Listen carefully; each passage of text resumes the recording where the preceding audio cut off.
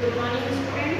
हमारा हिस्ट्री का चैप्टर है, चैप्टर नंबर 3 द दिल्ली सुल्तान यानी दिल्ली के सुल्तान। उसमें हमने 2 पार्ट देख लिए थे, आज हम तीसरा पार्ट देखेंगे जो कि पेज नंबर 38 पे है। आप देखिए, officials of sultan Mohammad Tughlaq, यानी कि अब हम मोहम्मद तुगलक के बारे में देखेंगे।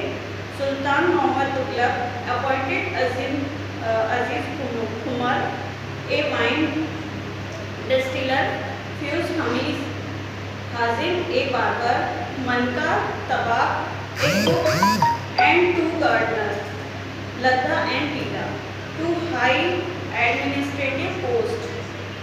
Ziauddin Barani, a mid 14th century chronicle reported their appointment as a sign of Sultan's loss of political judgment and his incapacity to rule. Why do you think Barani criticized the Sultan? यानी कि जो 14वीं शताब्दी थी, 14वीं शताब्दी के मध्य एक इतिहासकार था जियाउद्दीन बरनी ने इन नियुक्ति का उल्लेख सुल्तान की असक्षमता के उदाहरणों के रूप में किया है कि जो सुल्तान मोहम्मद तुगलक थे उन्होंने अपॉइंट किया था किसे, अजीज कुमार को, एक वाइन यानी कि जो शराब बेचने और बनाने का कार्य करता था उसको मतलब एक पोस्ट दी थी। एक जो था फ्यूज हाजम ए बाबर यानी कि एक नाई जो कि फाइज हाजम था, मन का दबाक जिसको कुक बनाया यानी कि बावर्ची, और 2 गार्डनर जो कि बगीचों की देखरेख करते थे उनको रखा, जिनका नाम था लद्दा और पीरा।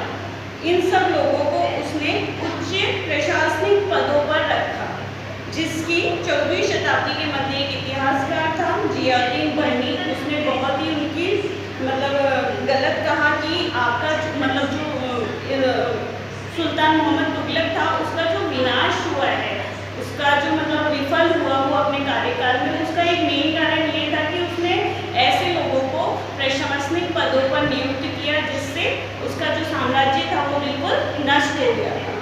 अब आप पेज नंबर 39 पे देखिए, like the earlier sultans the Khilji and Tughlaq monarch appointed military commanders as governor of territory of varying sizes, यानी कि जो उस टाइम के जो सुल्तान थे जैसे कि तुगलक और खिलजी वंश, वो जो शासक थे उन लोगों ने जो सेना नायकों को सूबेदार रखा, अपने विभिन्न आकार के जो इलाके थे उनका सूबेदार उनको नियुक्त किया, जो कि सेना नायक होते थे, मिलिट्री कमांडर्स को। These land were called इक्ता and their holders was called इक्तादार और मुफ्ती, यानी कि जिन जगहों पर उनको नियुक्त किया जाता था तो उस जगह को तो कहा जाता था इक्ता, और जिस जगह पे जिसको नियुक्त किया गया है उसको कहा जाता था इक्तादार या मुफ्ती।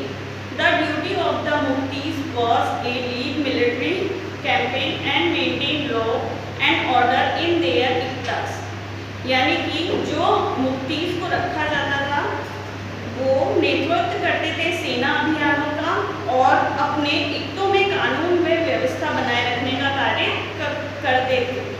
इन exchange for their military service the मुफ्तीज collected the revenue of their assignment as salary, यानी कि ये जो अपनी सैनिक सेवाओं को राजस्व की वसूली के बदले वेतन के रूप में दिया करते थे अपने सैनिकों, मतलब जो राजस्व आता था वहाँ जो कई तरह के टैक्स लगाए जाते थे, उन टैक्स को जो प्राप्त करके मतलब टैक्स को इकट्ठा करने के बाद वो लोग अपने जो सैनिकों को सैलरी देते थे, यानी कि वेतन दिया करते थे। Control over they also paid their soldier from this revenue, यानी कि वो अपने राजस्व को प्राप्त करने के बाद उनको सैलरी दिया करते थे। कंट्रोल ओवर मुफ्तीज was more effective if their office was not inheritable and if they were assigned इक्तास for a short period of time before being shifted, यानी कि जो मुफ्ती लोगों पर काबू रखने का सबसे प्रभावी तरीका यह था कि उनका पद वंश परंपरा से ना चले और उन्हें कोई भी इक्ता थोड़े थोड़े समय के लिए मिले, जिसके बाद उनका स्थानांतरण कर दिया जाए। These harsh conditions of service were regularly imposed during the reign of Alauddin Khilji and Muhammad Tughlaq। यानी कि इन कठोर नियमों का पालन बहुत ही सख्ती से किया जाता था। किसके समय में? मोहम्मद तुगलक के समय में और खिलजी के समय में, अलाउद्दीन खिलजी के समय में। Accountants were appointed by the state to check the amount of revenue collected by the muftis। यानी कि अकाउंटेंट्स को नियुक्त किया जाता था, लेखा अधिकारियों को नियुक्त किया जाता था, ताकि जो मुफ्ती है, मुफ्ती के द्वारा किया गया जो कलेक्शन है, यानी कि टैक्स का जो कलेक्शन किया जाता था, उसका लेखा जोखा रख सके। Care was taken that the muftis collected only the taxes prescribed by the state and that he kept the required number of soldiers। यानी कि इस बात का ध्यान रखा जाता था कि मुफ्ती राज्य द्वारा निर्धारित कर ही वसूले और तय संख्या के अनुसार ही सैनिक रखे। यानी कि जितना टैक्स फिक्स किया गया था उतना ही टैक्स लिए, और जितने सैनिकों की उनको ज़रूरत है, यानी कि जितने शासकों ने बोल रखा है कि इतने सैनिक होने चाहिए, तो वो उतना ही रखें। ये काम, ये इस चीज़ को चेक कौन करता था? लेखा अधिकारी, अकाउंटेंट, वो इन सब बातों का ध्यान रखता था। As the Delhi Sultan bought the hinterland of the cities under their control, they forced the landed chieftain, the samanta and rich landlords to accept their authority। यानी कि जब दिल्ली के सुल्तान शहरों से दूर आंतरिक इलाकों को भी अपने अधिकार में ले आए, तो उन्होंने भूमि के स्वामी, सामंतों और अमीर जमींदारों को भी अपनी सत्ता के आगे झुकने को बाध्य कर दिया था। Under Alauddin Khilji, the state bought the assignment and collection of land revenue under its own control। यानी कि जब अलाउद्दीन खिलजी का शासनकाल आया, तब उसने ये सारा कार्य अपने नियंत्रण में ले लिया था। The rights of the local chieftains to levy tax were cancelled and they were also forced to pay taxes। यानी कि जो स्थानीय सामंत थे, स्थानीय सामंतों से कर लगाने का अधिकार छीन लिया गया, बल्कि उन्हें उनसे भी टैक्स यानी कर चुकाने को बाध्य किया गया।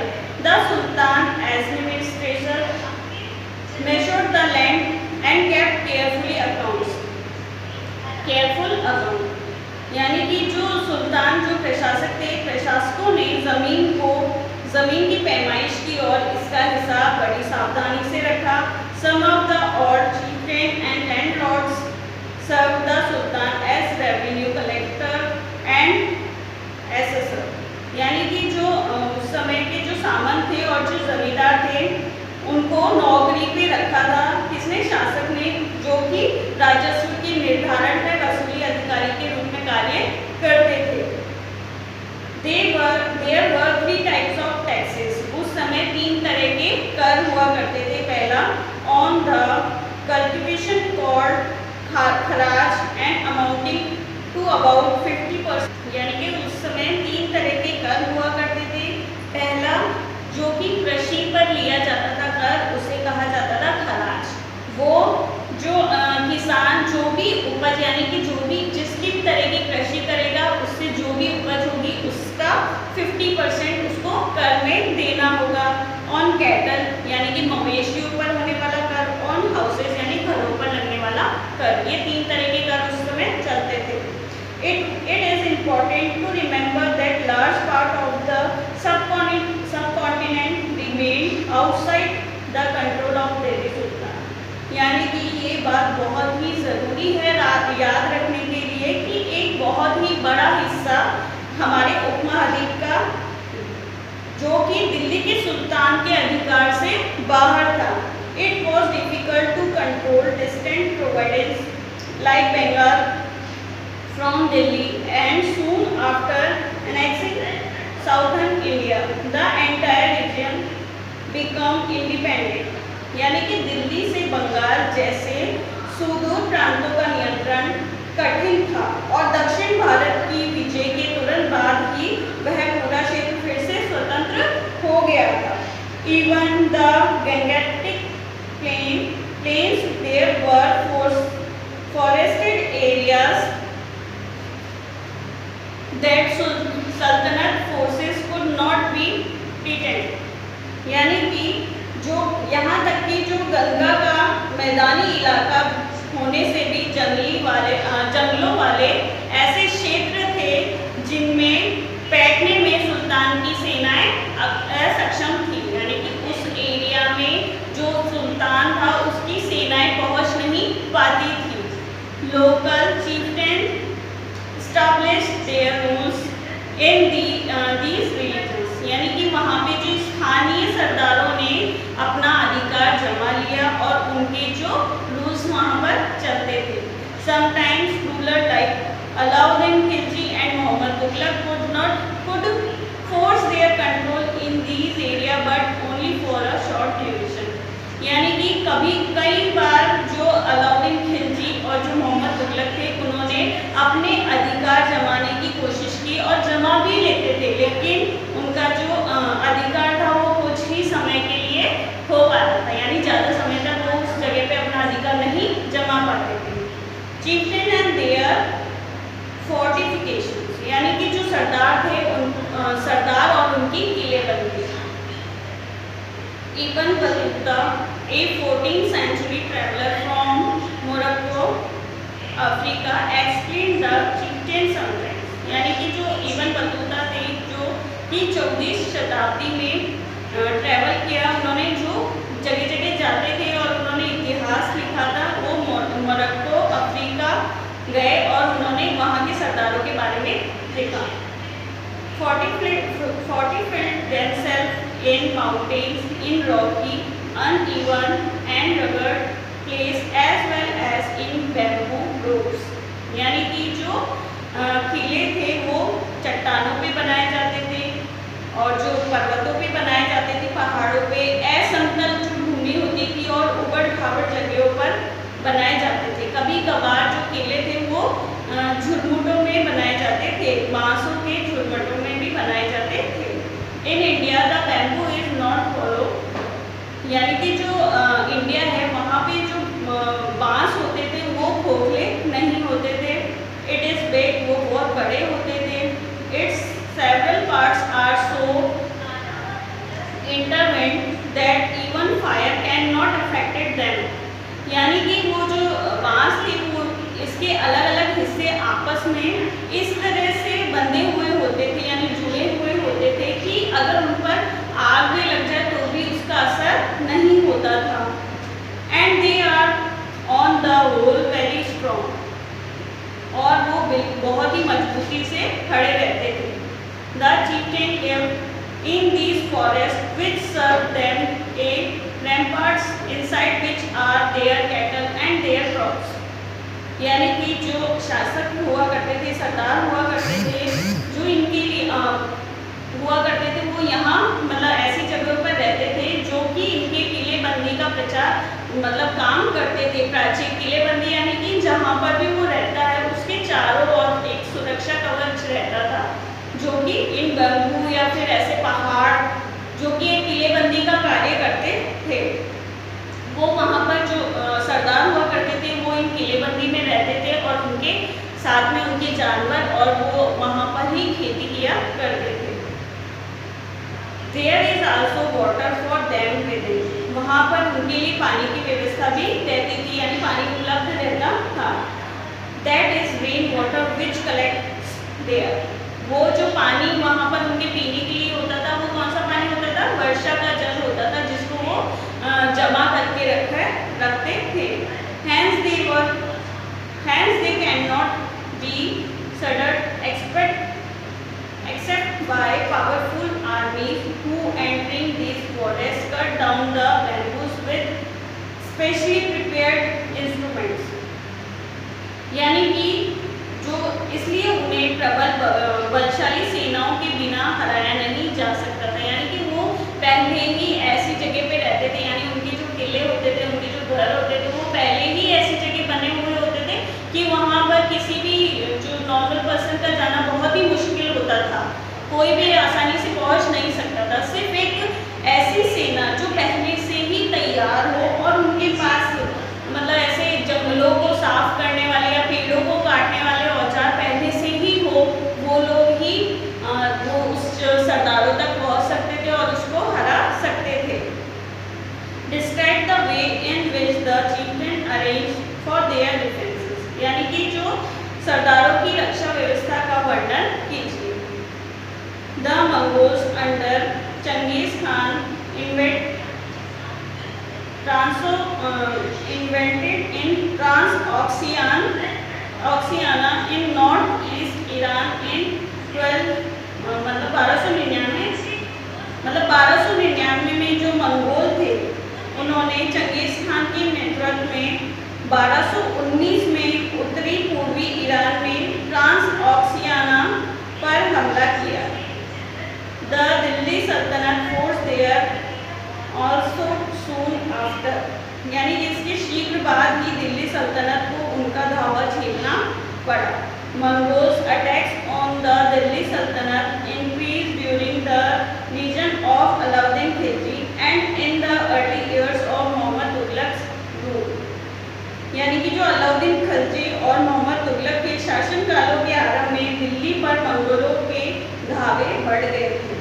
This force the two rulers to mobilize a large standing army in Delhi, which posed a administrative challenge. Let us see how the two sultans dealt with this. यानी कि इससे मजबूर होकर दोनों ही सुल्तानों को एक विशाल स्थानीय सेना की खड़ी चुनौती थी।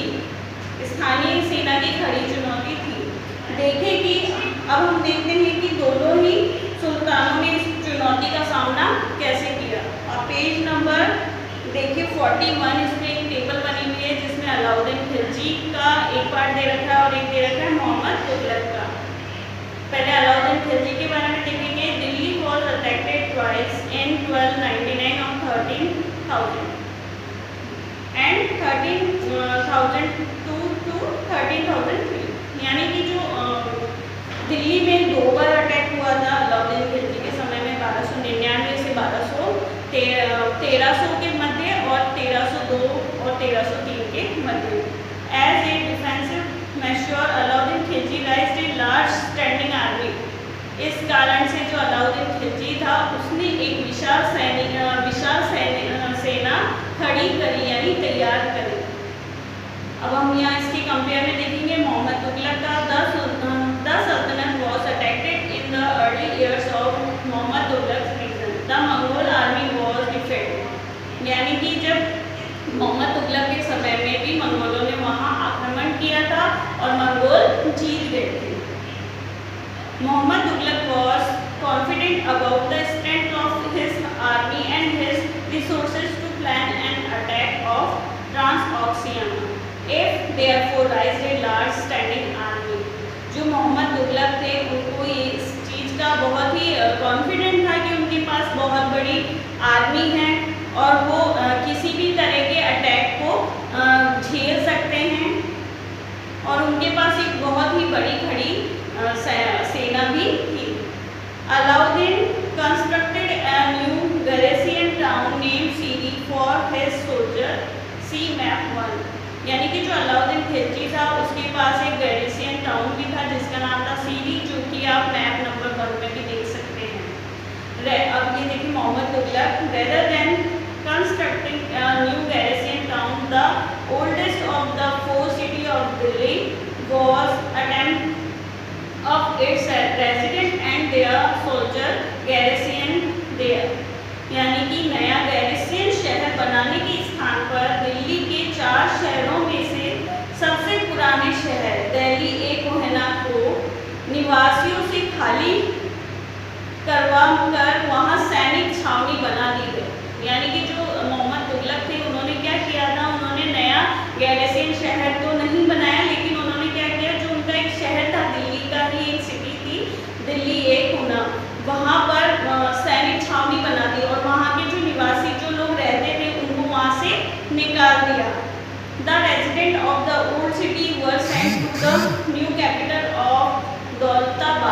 इन द साउथ, यानी कि जो लोगों को वहाँ से निकाला था दिल्ली एक वहना से, उनको नई राजधानी भेज दिया गया जिसका नाम था दौलताबाद।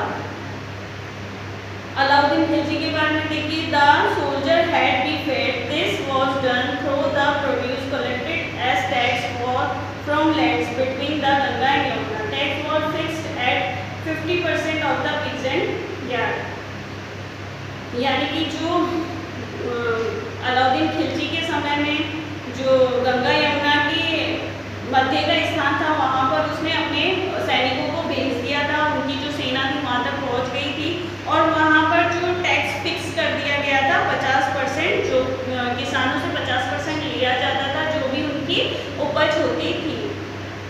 मोहम्मद तुगलक के बारे में देखिए, produce from the sea media was collected as tax to feed the army, यानी कि आर्मी में जो रहने वाले सैनिक थे, होने वाले सैनिक थे, उनको वेतन देने के लिए वहाँ पर जो टैक्स था उसको फिक्स कर दिया गया।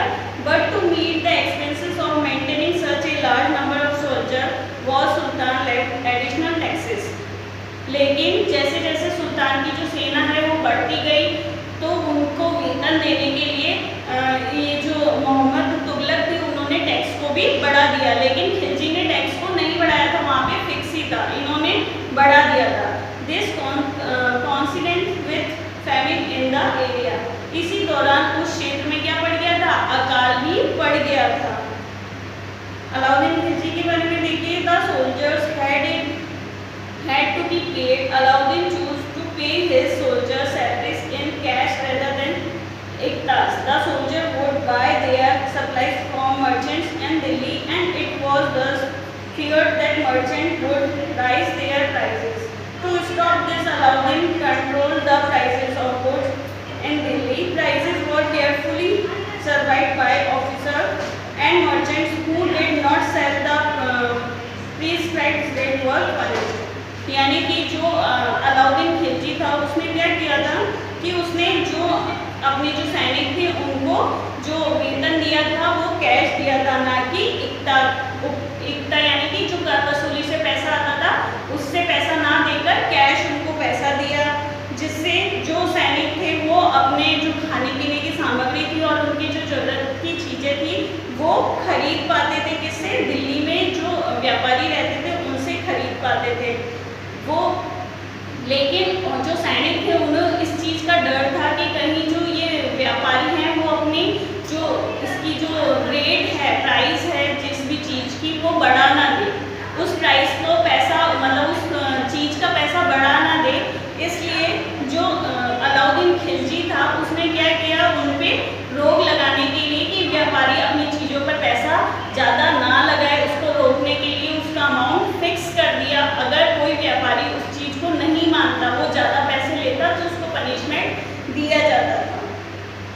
लेकिन इसमें हम मोहम्मद तुगलक के बारे में तब पढ़ेंगे। Mohammad Tughlaq also paid his soldier cash salaries.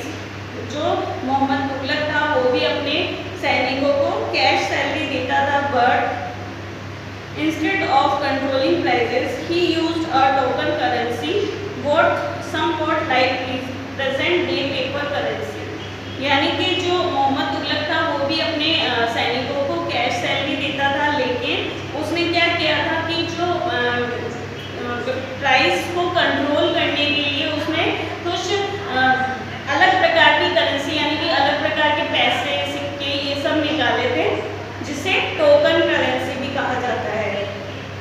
जिसे उस समय पेपर करेंसी यानी जो नोट होते थे ना उस तरह के कुछ उसने टोकन निकाले थे, but made of the cheap metals not gold and silver. लेकिन वो बहुत ही मतलब सस्ते धातुओं की होती थी, ना कि सोने व चांदी की। People in the 14th century did not trust these coins, यानी कि जो 14वीं शताब्दी के लोग थे वो इन सिक्कों पर विश्वास नहीं करते थे। They were very smart, वो बहुत ही समझदार थे। They saved their gold and silver coins and paid all their taxes to the state with this token currency। वो क्या करते थे कि वो उनके जो सोने और चांदी के सिक्के थे उनको तो जमा करके रखते थे, उनको बचा के रखते थे, और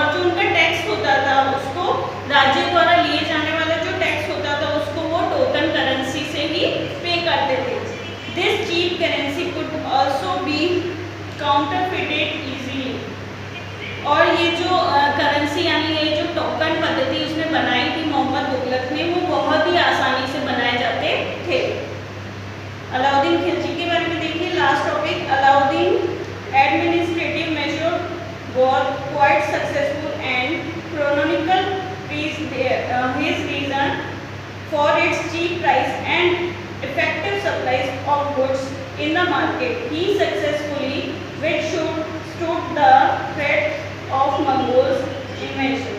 यानी कि जो इतिहासकारों ने कीमतों में कमी और बाजार में वस्तुओं की कुशलता की आपूर्ति के लिए उसके शासनकाल की बहुत ही प्रशंसा की। किसकी? अलाउद्दीन खिलजी की।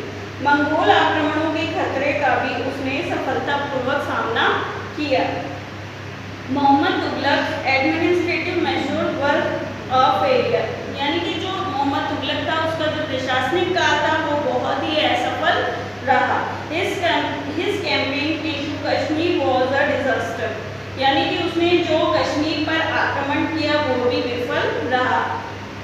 He then gave up his plan to invade Transoxiana and disbanded his large army.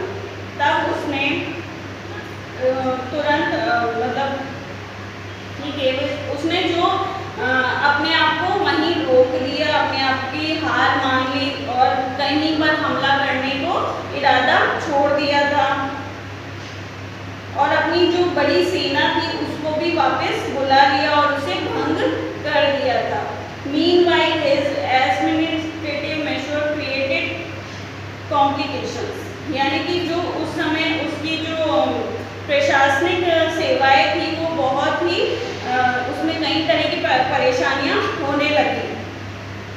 These rising of taxes and famine in the Ganga-Yamuna belt lead the widespread inflation and finally the token currency had to be recalled, यानी कि जो करों में वृद्धि और गंगा यमुना के दो आपने अकाल से विशुद्ध जनता बगावत पर उतर आई और मोहम्मद तुगलक को अपनी जो टोकन परंपरा थी, जो उसकी टोकन मुद्रा थी, उसे भी बंद करना पड़ा। In this list of Muhammad Tughlaq failure was sometimes forget that for the first time in the history of Sultanate, यानी कि ये जो मोहम्मद तुगलक की बहुत ही बड़ी हार थी जिसे नहीं भुलाया जा सकता हमारे इतिहास में। और दिल्ली सुल्तान planned a campaign to capture Mongols territory, यानी कि तब दिल्ली सुल्तानों ने एक प्लानिंग करी, किसके अभियान, एक तरह का अभियान चलाया था, किसके लिए? मंगोलों को हराने के लिए, मंगोलों के जो इलाके थे उस पर कब्जा करने के लिए।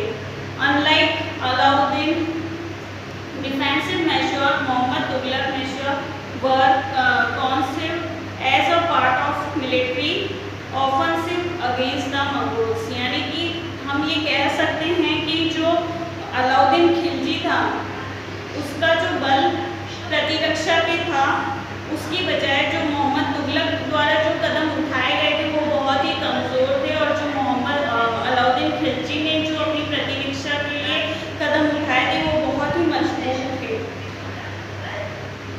यानी कि उनका जो योजना बनाई गई थी दोनों के द्वारा मंगोलों के खिलाफ, उसमें मोहम्मद तुगलक तो विफल रहे और जो अलाउद्दीन खिलजी थे वो एक सफल शासक बने। द सल्तनत in the 15th and 16th century, यानी कि जो 15वीं तथा 16वीं शताब्दी में सल्तनत। Take a look at table 1 again, आप एक बार फिर से टेबल 1 को देखिए। You will notice that after the Tughlaq the Sayyid and Lodi dynasty rule from Delhi and Agra until 1546, यानी कि हम टेबल 1 में देख सकते हैं कि तुगलक के बाद में जो सैयद और लोधी राजवंश था उन्होंने दिल्ली और आगरा पर 1526 तक शासन किया। बाय देन उसके बाद Jaunpur, Bengal, Malwa, Gujarat, Rajasthan and the entire south Indian had independent rulers who established forcing state and prosperous capitals, यानी कि उसके बाद में जो जौनपुर, बंगाल, मालवा, गुजरात, राजस्थान और जो पूरा दक्षिणी भारत है वो स्वतंत्र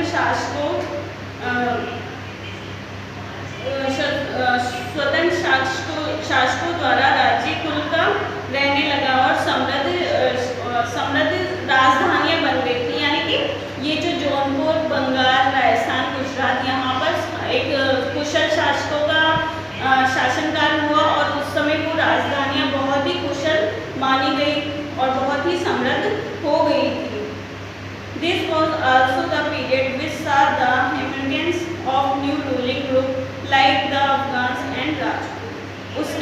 में कुछ नए रूलर्स मतलब कुछ नए शासकों का उदय हुआ, जैसे कि अफगान और राजपूत का।